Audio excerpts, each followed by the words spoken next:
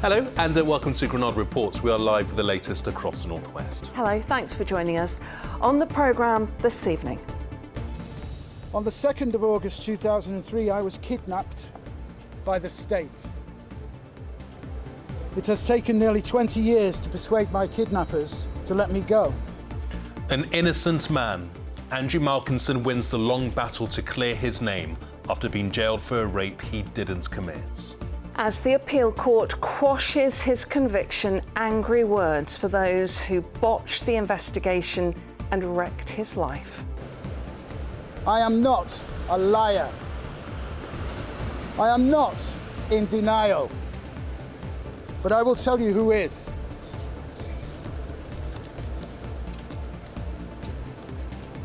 Greater Manchester Police are liars. And they are in denial. The force have apologised. We'll be hearing what they've got to say.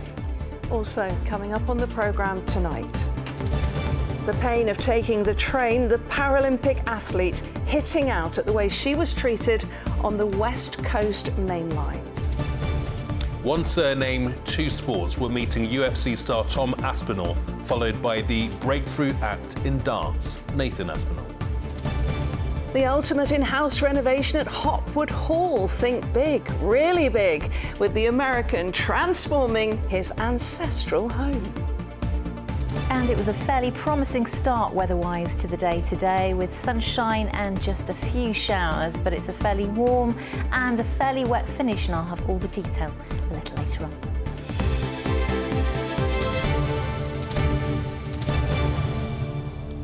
So do please stay with us. But first tonight, the man who spent 17 years in jail for a crime he didn't commit.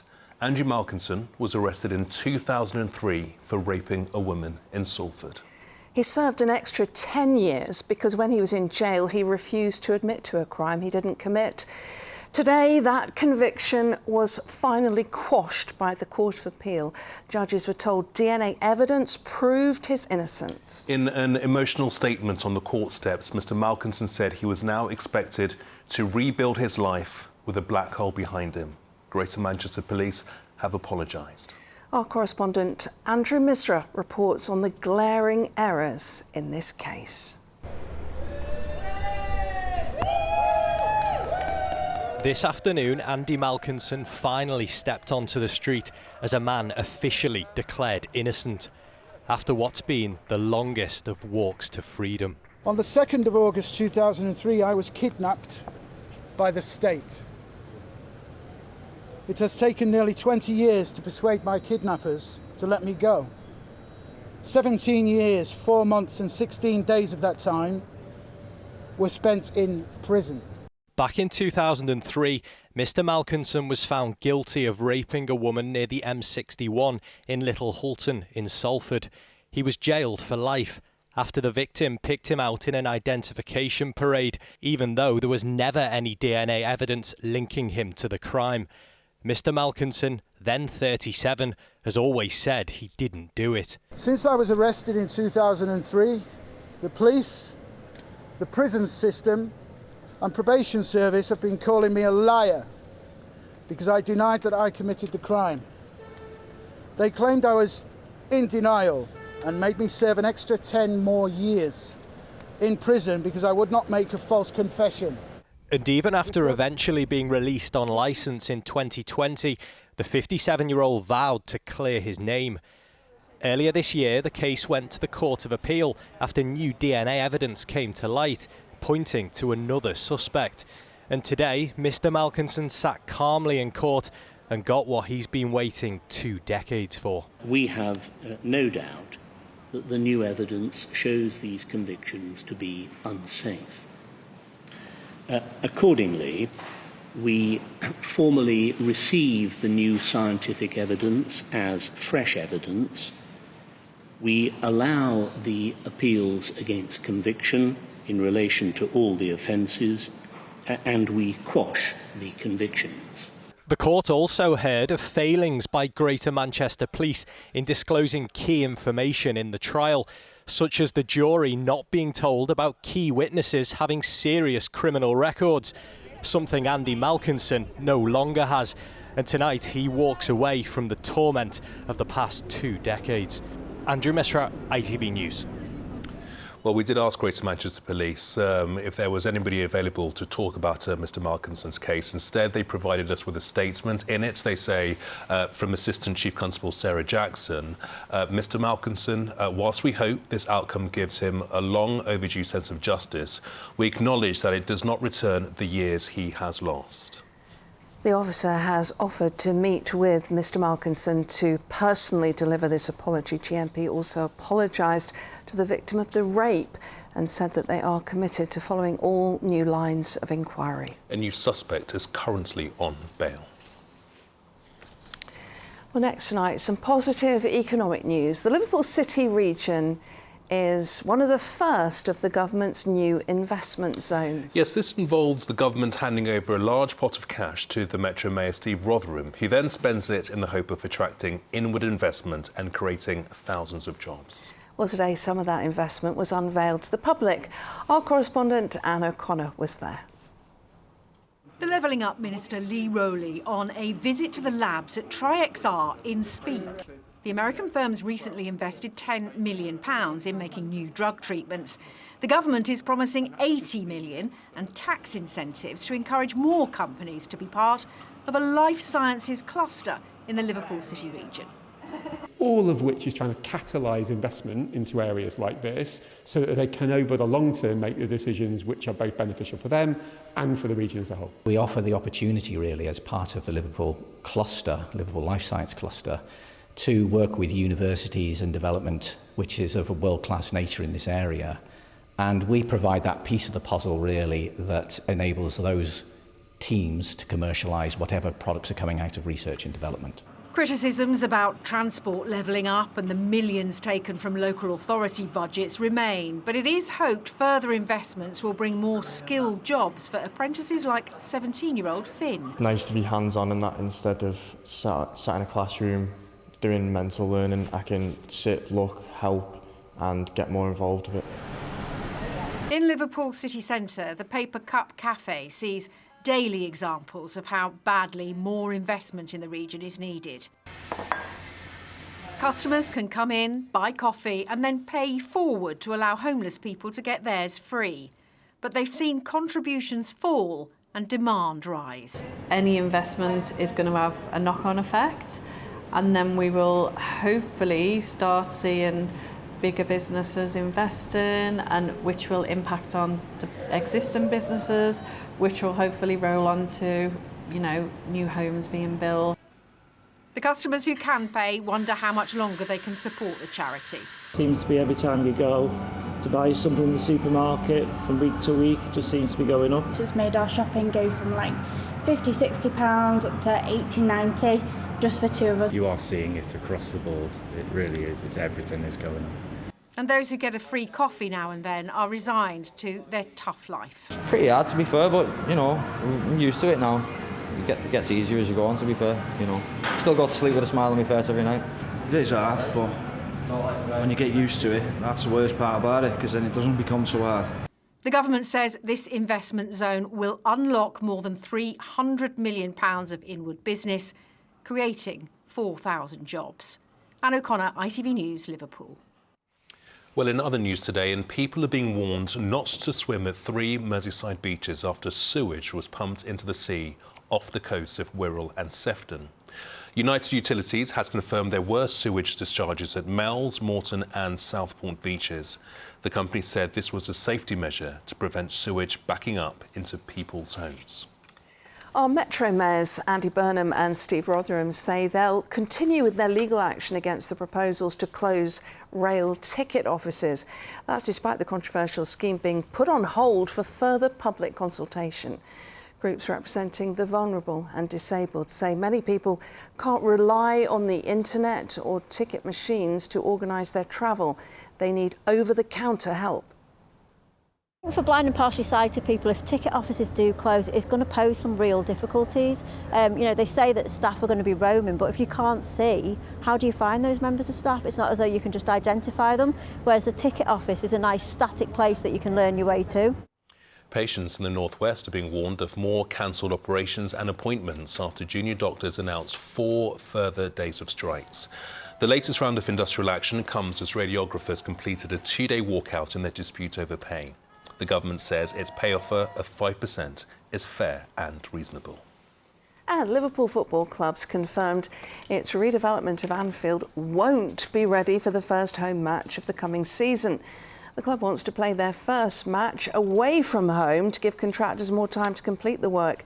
The £80 million project at the Anfield Road end is now expected to be fully open after the international break in October.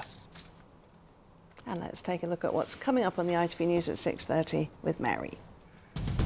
Coming up on the programme, not guilty, the verdict in the Kevin Spacey trial.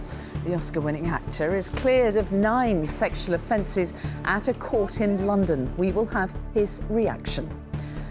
Controversy around one of the UK's leading banks intensifies. The boss of NatWest quits over the reporting of Nigel Farage's finances. Rail bosses bow to passenger pressure and extend a consultation on the closure of ticket offices in England. And the new research that reveals why doing more of these is best to reduce blood pressure. Would you join me for that and more at 6:30?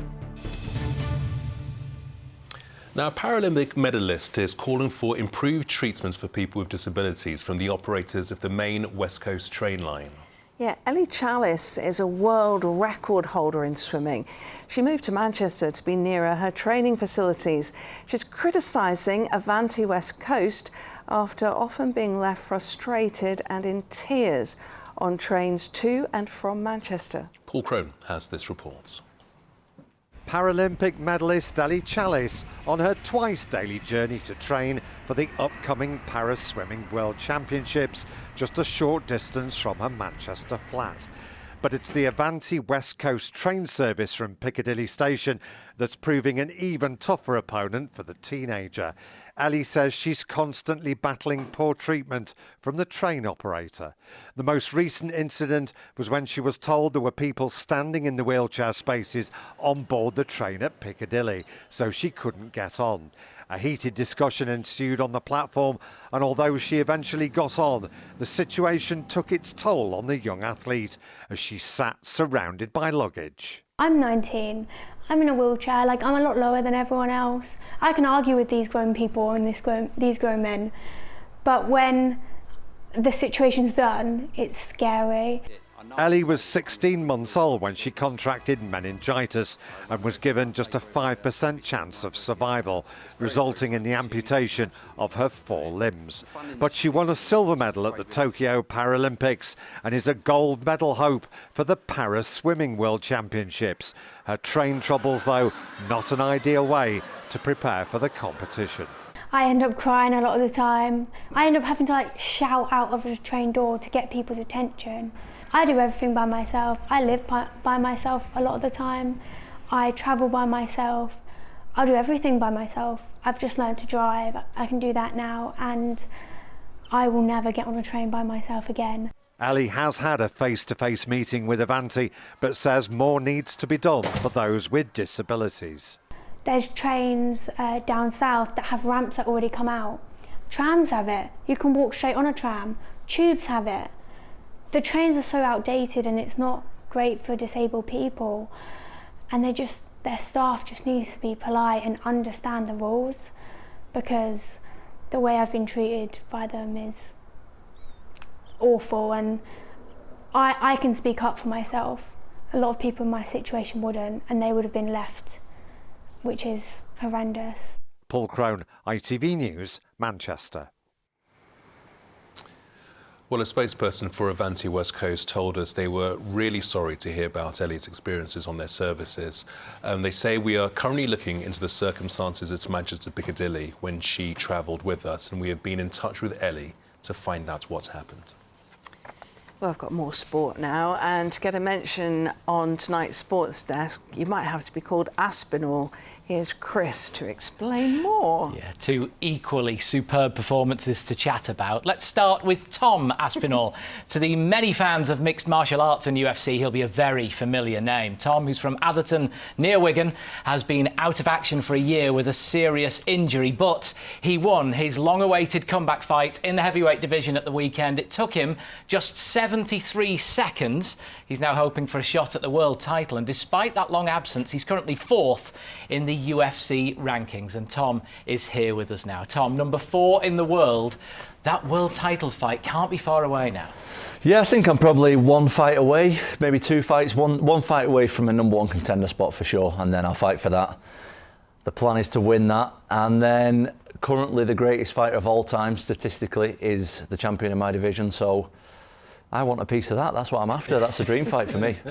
This was a big milestone moment for you, though, wasn't it? Because you're coming back from a very serious injury. Tell us, for those who don't know, about that, and how hard has it been this last 12 months for you? It's been probably the toughest 12 months of my life, to be honest, because this is what I've based my whole life around. You know, I'm a professional athlete. I planned on doing this since the minute I left school, and being unable to do that's really tough. You know, in my previous fight, this time last year, is where I blew out my knee completely. I had to have a massive surgery, and they used to call it a career-ending surgery, career-ending injury, this particular injury. And I came back just a year later and beat a top opponent on the weekend, so I'm really happy with it. Wow. I mean, mixed martial arts is huge now, isn't it? Is it something that you'd always wanted to do? Yeah, it's basically since the time... So I've been involved in martial arts since I was like 8 years old, and I'm 30 now.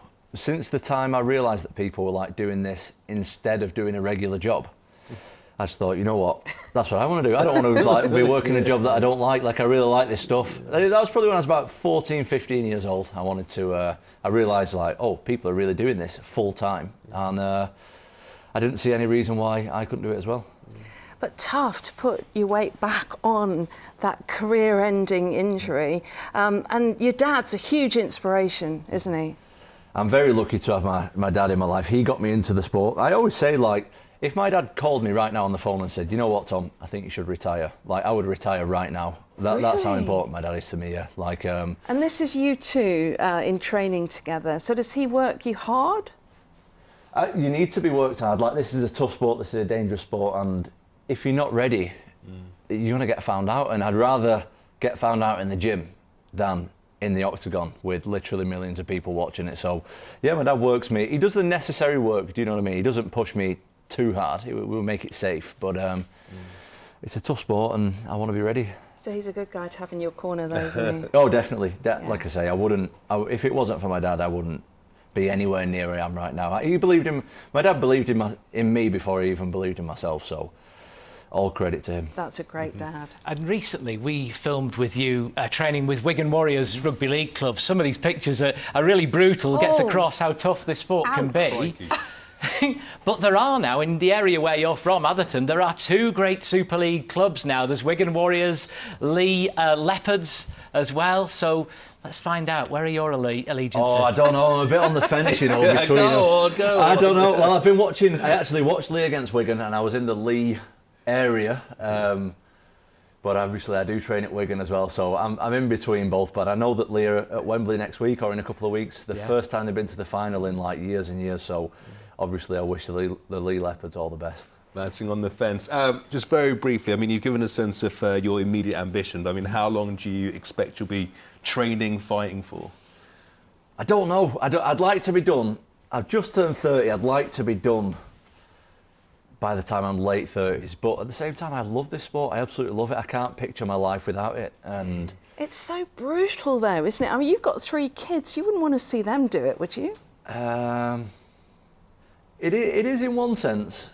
I can see why people think it's brutal, but at the same time it takes up so much of your life that you don't have time to be distracted. You know, for kids I think it's great. Like, you don't have time to go and hang around on street corners and get drunk and be partying all the time. Like, the way that I looked at it when I was like 16, 17, 18, like, I didn't really enjoy getting beat up in the gym all the time. And the more I would go to parties and be doing stuff that I shouldn't be doing, the more I would be getting beat up in the gym. So I didn't want that. And I wanted to really make something in my life. And I feel like it's a great opportunity for kids these days. Like they've got a good focus and they can go and put their energy into that. Yeah, you've certainly done that. Tom, thanks so much for coming. In programmes like Homes Under the Hammer or DIY SOS, we normally see someone buy a place, do it up with a new kitchen, splash of neutral paint, and maybe at a push a new carpet. It's fair to say this next Desres might need a little more than that. Hopwood Hall is undergoing a major renovation project which will take not weeks or months, but years. Yeah, our reporter Zoe Muldoon went to meet the American owner who's returned to his ancestral roots to take on the rebuild of his life. It's the ultimate home renovation project. A decade ago, film director Hopwood Dupree didn't know this place existed. But after swapping Hollywood for Rochdale, the American's on a mission to save his crumbling ancestral home. Hopwood, it's a big old job, isn't it? It's what we would call a doer-upper. It's certainly a big doer-upper. Yeah, it's an enormous job, and there are so many parts that go into finishing it. Right now, we've been working on the roof for several years, really focusing on getting the building to be wind and watertight, and then now turning our attention to the more intricate details of the restoration. After researching his ancestry online, Hopwood discovered that family tales about an English castle weren't from the pages of a Hollywood script. His ancestors built this hall and lived here for generations, but it fell into disrepair in the 1980s.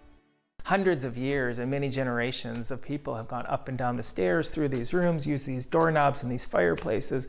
And it's really inspiring to me to keep going for their memory. Trying to put it back to the way that it was and restore the hall to its former glory is really exciting. We've got all different materials that we mix with this because this is the binder. A big job means a big team effort. Along with volunteers from the local community, apprentices have been getting stuck in, learning heritage skills that are in danger of being forgotten. Every part of the construction industry needs heritage works, joinery, plastering, masonry, and the trade's just dying a death. There was a thing I was reading a while ago that there's more people dying and retiring than there is coming in the industry, so we're going to lose it very quickly. So like today, it was excellent to work with people that were so interested. I've been doing plaster moulding and learning about the lime cycle today, so I think I've got a bit of plaster in my hair, but I've had a really good day. It's been really fun. It'd be nice to come back in a year's time and see when they've been fixed and everything. If any of the mouldings run today are fixed, which I think some will be. So yeah, it'd be nice to see. The workshops are being run by Historic England, who say there's a critical shortage in skills needed to rescue buildings like Hopwood Hall. Heritage buildings are quite different to modern day buildings, so your average brickie doesn't learn how to work on a historic building. So we're trying to really bring these careers to the forefront. If everything goes to plan, Hopwood Hall will be open to the public in 2026. We want to invite the community in and have tours, activities, art and cultural events as a heritage hub. 2026, here we come. For now, it's on the English Heritage at Risk register, but Hopwood Hall could soon get a proper Hollywood happy ending. Zoe Muldoon, ITV News, Rochdale. Yeah, great place for a party, and we'll make ourselves available. Here's Kerry.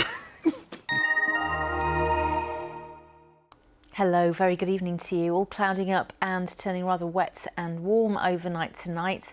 Unfortunate really, it's a beautiful start across many parts of the region. Plenty of blue sky, but yes, cloud building, and we are expecting outbreaks of rain. It's already been a very wet July so far this month and this 2023. Lancashire is currently at its second wettest on record. Merseyside its fourth, and Greater Manchester its sixth. And yes, further outbreaks of rain at least edging their way in from the west. It all started during the course of this afternoon, pushing into the Isle of Man and then the coastline, and that will continue to journey its way eastwards as we head through this evening and the first part of the night. Some heavy pulses, particularly down western slopes of the Pennines, and then as it pushes away, it leaves a damp and cloudy and a humid feel to things. Not much lower than around 14 Celsius overnight tonight. Some low cloud even out into the Irish Sea, and then you can see the Sittle feature pepping up as we head towards dawn. There is sun times for tomorrow, 5:16 and 17 minutes minutes past 9. This little feature could bring some heavy showers first thing in the morning.